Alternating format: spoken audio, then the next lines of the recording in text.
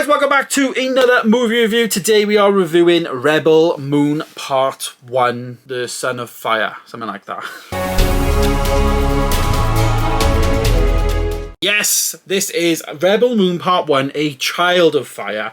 Yeah, mental title in my opinion, but it is what it is. Part 1 of the firsts in this series. Apparently there's going to be 6 movies of a trilogy, but each movie has 2 parts. So it's basically Star Wars episodes 1 to 6. Because there's a lot of Star Wars in this. There's a lot of Star Wars references. There's a lot of Star Wars info. There's a lot going on in this movie. Right from the bat, let's just start. This is directed by Zack Snyder. We've all grew to love or hate Zack Snyder over the years. I'm a massive fan. Loved what he did with the DCEU. Feel like he was wrongly, pushed out in my opinion. I mean, not really pushed out, but he did have Child was ill around the time. So he had to pull out of obviously Justice League and all that. Anyways, he is now doing this massive franchise for Netflix, and this is the franchise Rebel Moon. This movie is all about the start of the film basically is about these farmers on this planet. Very much like the Empire kind of thing comes in, wants to invade, shows their strength around the place type of thing. Decides to kill their leader and a few people, sends a message. They grab one of the young girls and they're saying that they want to make her they want to basically abuse her type of thing, and stuff like that. So there's a bit of a fight that breaks out, and Cora basically is the main character. She's played by Sofia Boutella, I think her name is Boutella.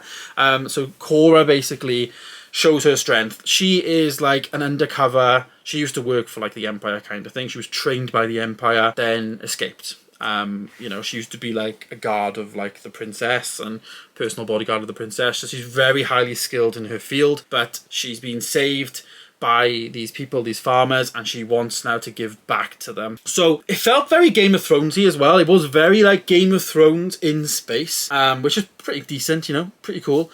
It was really decent in fairness. The look of the film I really liked. It definitely took inspiration from 300, the movies 300, the first one, and even the second one. I actually like the second 300 movies. I've done both of them on the channel.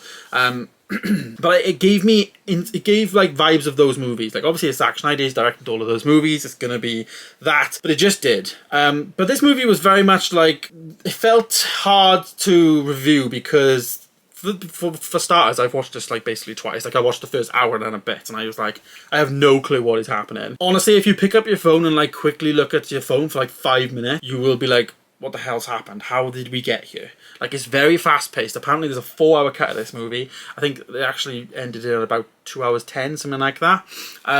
Which was perfect in my opinion, but I would love to see a longer cut of this film, because that was the biggest problem with the film for me. It felt like it was too quick, and it was trying to do too much in the movie. You know what I mean? That's part of it. But this film basically is about building the team. They're building the rebels, I guess, that want to rebel against this Empire kind of figure in this universe that are invading. Obviously, Cora's got this underlying thing that she is the adopted daughter of the leader of them. The one, I can't remember what they called. I think they were called so his name is Balisarius. It sounds like a dinosaur, but Regent Balisarius is the king or the leader of this Empire figure, and she is the adopted daughter of him, and they've been searching for her and they found her alive and all this. Anyways, so the film basically is trying to gather allies to these farmers, this planet of farmers that were invaded, and she's trying to seek some help, some people to help and rebel against them and go to war. So I'm assuming the end of these movies is going to be a massive war.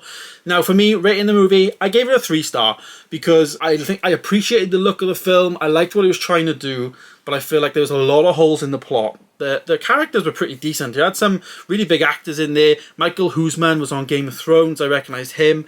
Ed Skrein, he's Atticus Noble. He's the guy that's fighting her at the end, the main guy of the Empire kind of thing. He was pretty decent in the film. I really liked him. Dijon Hunsnu, which we've seen him in things like Captain Marvel, Guardians of the Galaxy. He's really, really good. Charlie Hunnam as well, playing Kai. He had a really good twist in my opinion. And then we get Ray Fisher then, who's obviously played Cyborg in the Zack Snyder movies for Justice League. So as I say, really decent start in my opinion. It's got a lot of hate online. The plot and the flow of the film definitely is somewhat questionable, but this is a Netflix film that should be in the cinemas. It is looks amazing, but it's very hard to get into, so just be patient with it, is my advice, and give it another go, and you may get your head around it eventually. But I'm looking forward to the next one. It's coming out in April, so pretty soon. They filmed them back to back, so a couple of months now we'll have the next part, so it may make the first part even better. But yeah, there's my review of Rebel Moon Part 1, A Child of Fire, and the last movie of 2023. I think this came out on like Christmas Day or Boxing Day or just before Christmas, but I've managed to get to it now. But there it is, 3 stars. Definitely give it a chance. But yeah, there's my review. So thanks so much for watching, guys. Stay tuned for more videos coming soon. Of course, we have my Blu-ray hunting stuff coming very, very soon. But before that, tomorrow we will have the top and worst movies of 2023. Thanks so much for watching. Stay tuned for more. See you in the next one. Goodbye.